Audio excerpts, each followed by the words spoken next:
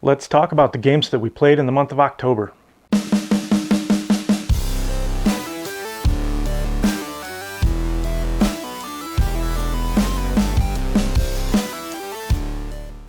What's up, Brew Crew? Welcome to another monthly recap video where I talk a little bit about some of the games that we played throughout the month.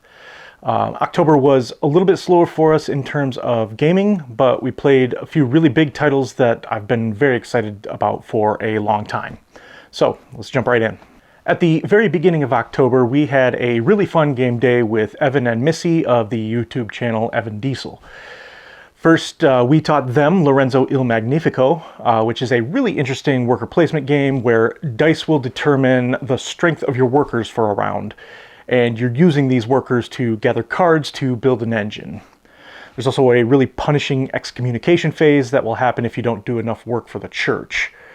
This is a game that's grown on me the more times I've played it. The first few times were a little bit meh, but I've really kind of grown to like the worker placement and the engine building aspect of the game. Then they brought over a few small games, one that I've been really excited to try, and two that I had never even heard of. They taught us Vegetable Stock, which is a game that I've heard Chris Yee from the Dice Tower talk about quite a bit, and I was really interested in trying. It's drawn some comparisons to Point Salad, but I think that's just due to the theme and the fact that it's a quick playing game. It has one of my favorite things in games, and that's commodity speculation. I love a game that has a dynamic market of commodities that will change with every decision that you make. It's a really great, fast-playing card game, and I can't wait to get my hands on it. I have heard a rumor that this one might be making its way to the US soon, which I'm very excited about, and I'm really hoping it's true. The first of the games that I had never heard of that they taught us was The Deadlands.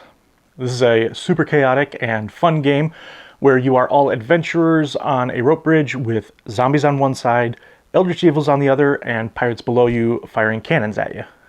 You're basically just trying to be the last one to die.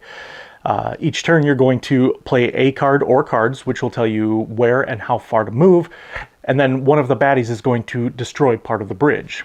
So the number of safe spaces to move to gets smaller and smaller. And if you ever land on an empty bridge space, you fall through and you die. You also can't get too close to the baddies on either side of the bridge for obvious reasons. Playing two cards of the same number will let you stay in the same space, which might be safer, or it might not. Who knows? It was random and crazy and hilarious, and we had a lot of fun playing it. And the last game that we played with Evan and Missy was another one that I hadn't heard of before, and that's Nightmares of Sushi. This game has a little bit of memory, a little bit of bluffing, and some special abilities chosen at the beginning of each round. Everyone is going to play down a grade of sushi card in front of them, which might be really good, it might be really, really bad. Then you'll choose whose sushi you're going to eat and resolve any special abilities. Good sushi gives you positive points, bad sushi gives you penalty points. It's great because you can win one of two ways, either by having the most positive points at the end of 4 rounds, or being the first one to get to 10 negative points. I actually ended up enjoying this one a little bit more than I thought it was. It was definitely silly, but we really enjoyed it, although I'm not sure if that had more to do with who we were playing it with, more so than the game itself. Outside of that game day, we also got another play-in of Obsession. This time we played with the Upstairs-Downstairs expansion, which I really liked a lot. It added some new worker types, which gave you some more flexibility if you were able to get them. It also added milestone objectives, which I always appreciate in a game because I feel like it gives me something to focus on. I also like the fact that even though it added more options and things to consider, it didn't add much more complexity, and it still felt like I was playing Obsession. We played a pretty old game that we hadn't played in years, and that's Francis Drake. This game definitely has the look of an old school Euro game. What is interesting about it, though, is that each round has 2 very different phases. The first half of the round has players moving along the docks to gather crew, guns, and supplies, which has a one-way track mechanism similar to Tokaido or Glenmore. So once you've passed a space, you can't go back to it.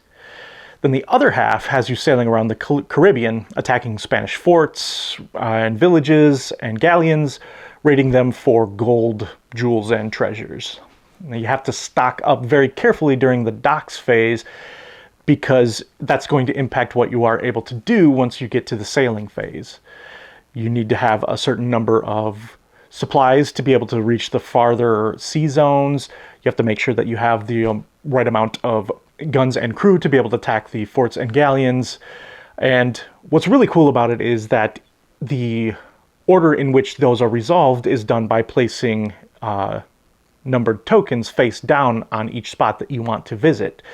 So there are numbered tokens 1 through 4, and you'll put them face down on a space, and then that's when you will send out your ships.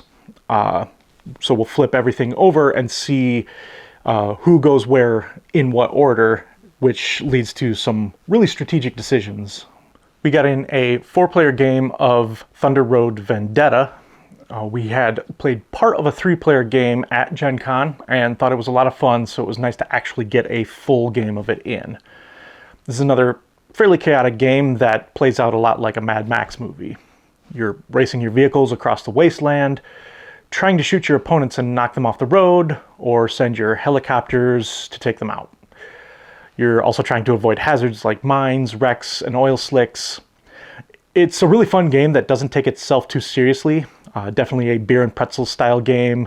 There's going to be a lot of rowdiness, a lot of trash talk, and a lot of just trying to survive.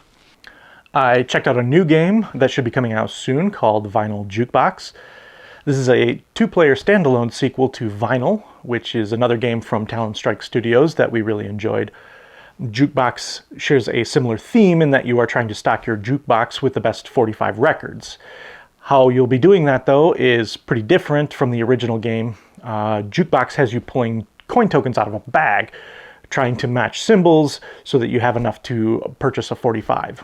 You're going to score points by completing rows and columns, and also by fulfilling objective cards by the end of the game. This game was pretty interesting. I like games that have you drawing tokens out of the bag.